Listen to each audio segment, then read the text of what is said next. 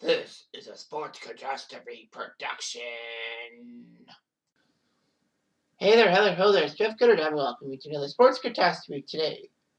And today on February the 5th, 1980, one of the greatest All-Star games in NHL history happened.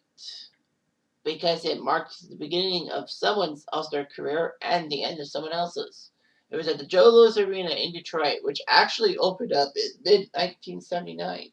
Midway through the 79-80 season, which was weird because most teams actually moved to a new arena at the start of the season, but not the Red Wings. Now, a lot of people say, what are you talking about? Isn't Joe Louis Arena an original six arena? That's the false assumption that a lot of hockey fans have. That the Joe Louis Arena was one of the original six arenas. With the Montreal Forum, the Boston Garden, the Toronto's Maple Leaf Gardens, Chicago Stadium, and Boston Garden. No, I said Boston Garden, didn't I? Oh, Madison Square Garden.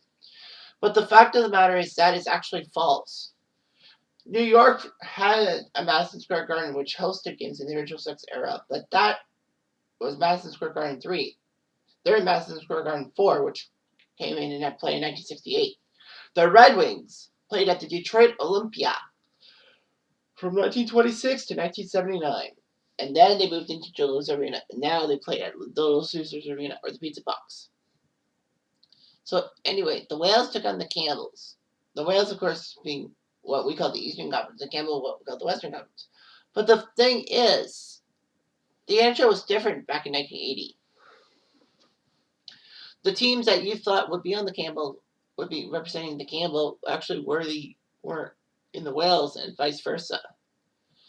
So the Campbell Conference had players and coaches from the Islanders, Flyers, Blackhawks, Canucks, Colorado Rockies before they went to New Jersey, Capitals, Rangers, Jets, Oilers, Atlanta Flames, St. Louis, and all that. Meanwhile, on the Wales Conference, you had players from Buffalo, Minnesota, Pittsburgh, Montreal, Toronto, Detroit, Quebec, Boston, Hartford, Los Angeles, and all that. So, of course, in the NHL style, 21 teams in 1980, there were a lot of teams that were there. And yeah, because before realignment in 1982, the Habs and Leafs were in the same division in the 1970s and 80s. Well, before 1982 came along. So anyway, you had some very good players on the Campbell Conference. You had Tony Esposito, Mike McEwen, Ron Greschner, Bill Barber, Kitchener, man, Kent Nielsen, Rick McClush, Ryan Trottier, Mike Bossy, Bernie Federico, Brian Propp, Reggie Leach, Phil Esposito, and the great Wayne Gretzky, which was making his first All-Star game appearance in his first NHL season. On the other side, you got the Whales with Don Edwards, Kitchener, and Craig Hartsburg. No, he was not a Kitchener Ranger. He was a London Knight. Spit. Jim Schoenfeld, Larry Robinson, Kitchener. Reed Larson, Sean Martel, Raul Cloutier, Gordie Howe, Gad Leffler, Gilbert Perreault, Butch Goring, Marcel Dion, Danny Garr, Bob Gainey, and of course Daryl Sittler. This was huge because this was Gordie Howe's last All-Star appearance, his 23rd All-Star game, and the fans showered him with a big ovation. He got a 4-minute standing ovation and all that. So anyway, the first period started off as the Whales scored to take a 2-1 lead. Larry Robinson and Steve Payne scored. Campbell's had one from Reggie Leach. In the second period, the Campbells tied on a goal by Kent Nielsen. Yes, that Kent Nielsen.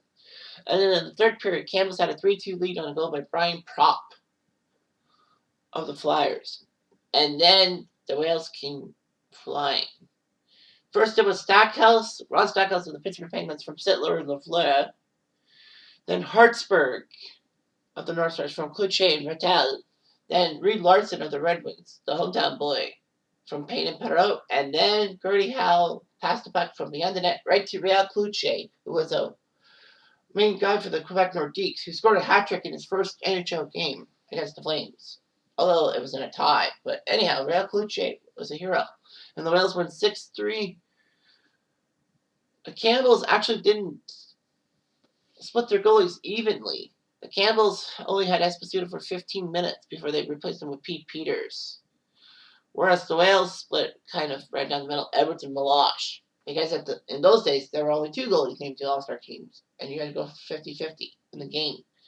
1992 was the first time we saw 6 goalies in an All-Star game. Putting one per period, so that's something to keep in mind. Anyhow, Gordie Howe was an icon, and he deserved to go out with a bang, especially in Detroit. Howe would play the rest of the year with the Whalers, and then he would score a playoff goal against the Montreal Canadiens on a fluke shot that not even the cameraman saw. But in the end, Montreal swept Hartford and sent Gordie Howe into retirement. But he's still an icon, so what gives? Anyway, I'm Jeff Diving Ado.